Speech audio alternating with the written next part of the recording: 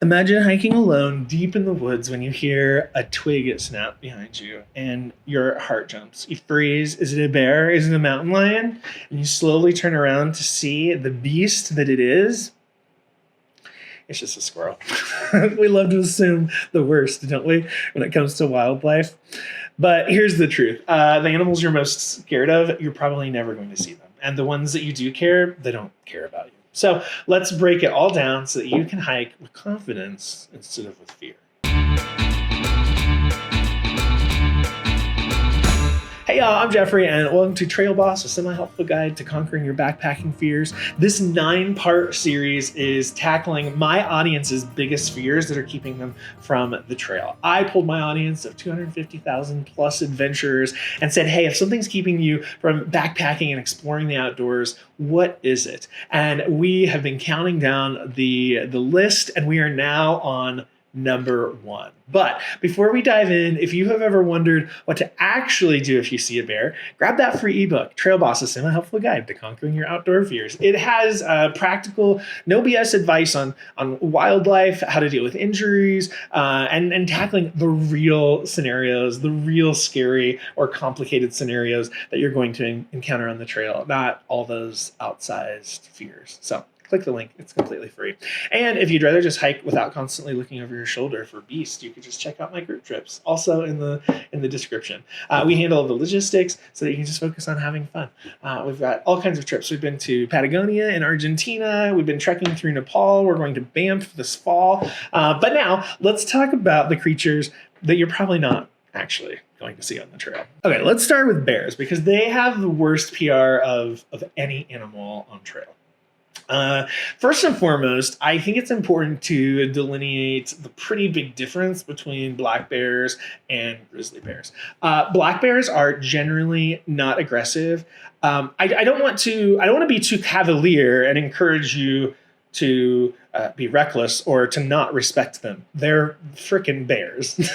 But in some ways, they're a little bit oversized raccoons who just want your snacks. Now, on the other hand, grizzly bears, they are a completely different ballgame. Completely. If you are in grizzly country, your response to a bear encounter and the way that you prepare and avoid them is going to be a little bit different.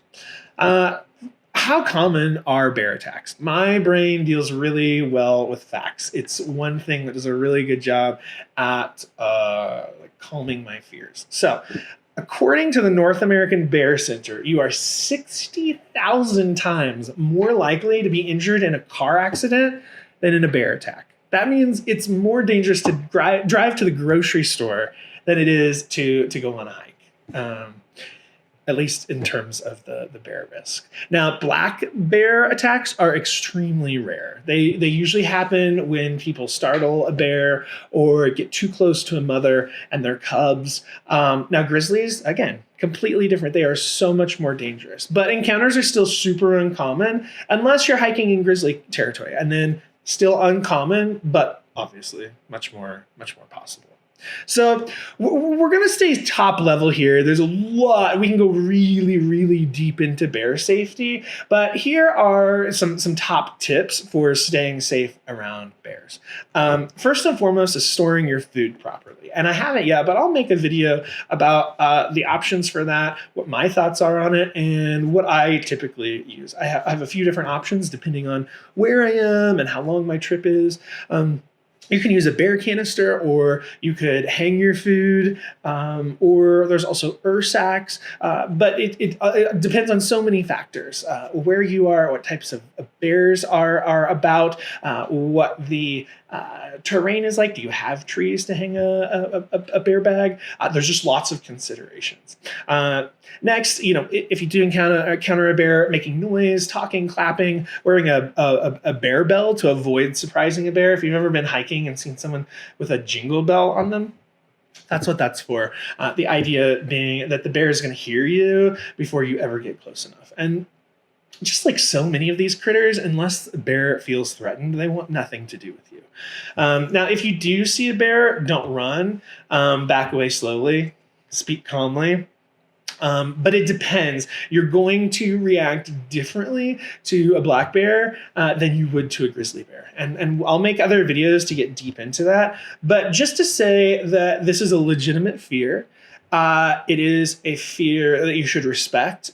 But it is a fear that is so unlikely to come to fruition if you have taken the correct precautions. And when I say, well, it's very unlikely that you leave. I hiked for 5 months, a huge majority of that in black bear country, and never saw a bear. So it's really unlikely, especially on a short or week-long even backpacking trip, it's unlikely that you're going to see a bear to begin with. And if you do see a bear, it's much less likely that you will have a negative encounter, but it's not zero. So respect it and be prepared, but don't let it keep you from getting outside or keep you from enjoying being outside. I mean, like I said, I spent my entire thru hike preparing for a bear encounter, and I saw zero. Like, a lot of thru hikers never saw one. Some thru hikers also had bear encounters. There's a black bear at camp that was bothering people trying to get at their food. But it was almost always the same thing. It was a bear, waddling through camp. It's a black bear waddling through camp, sniffing for food, and then moving on. That was the only real bear problem I heard about on trail, where it was a friendly, well-fed bear in that section. They weren't aggressive, they were just persistent. They were used to hikers, but nobody was in danger. Everyone handled it well. And that's the case for 99% of bear encounters. They don't want to fight, they want snacks, which at the end of the day is why proper food storage is everything. Next up, mountain lions. Hello! Hey, if you are sitting there thinking, oh, I want to travel more, I want to go on more adventures, come with me. I host trips around the world. We've been hiking in Patagonia, we went looking for the Northern Lights in Iceland, trekking in Nepal, camping in Banff, Canada, in the Canadian Rockies. We do it all, and we have a real good time. Everyone's welcome, and all the details for any current trips, just click that little bubble up in the top corner, or go to my website, jjb.life/travel.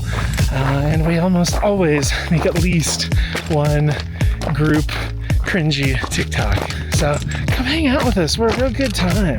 Next up, mountain lions. Mountain lions are the most terrifying concept. We've all seen that video of that one that's like, so terrifying. But in reality, you're probably never going to see one. The reason that video made the viral rounds was because it's so incredibly rare and we don't see that very often. Here's some mountain lion facts. I don't know that this is going to make anybody more comfortable, but the fact of the matter is, if you've seen one mountain lion, you've probably been seen by 20 mountain lions. They are extremely stealthy. And if you encounter one, the chances are you're never even going to know it. They are so stealthy. You have probably been watched by, if you spent much time in cougar mountain lion territory, you've probably been seen by a mountain lion and you never knew it. If you did see it, there's a really good chance that it has been watching you a whole lot longer than you've been watching it. But that being said, they avoid humans whenever possible. They have zero desire to be near humans. And because of that, attacks are extremely rare. The times they do happen tend to be when the lion is in some sort of extenuating circumstance, like they're starving or they're sick or their offspring is threatened. How rare are fatal mountain lion attacks? There were less than 20 fatal mountain lion attacks in the last 100 years in North America. 20 in 100 years. You are more likely to be struck by lightning than attacked by a mountain lion. But how to stay safe if you do encounter one? First and foremost, don't run. Running triggers their chase instinct. Do not run. Next, make yourself look big, stand tall, wave your arms, speak with an authoritative voice, whatever you need to do to be big and intimidating. Next, maintain eye contact. Do not turn your back.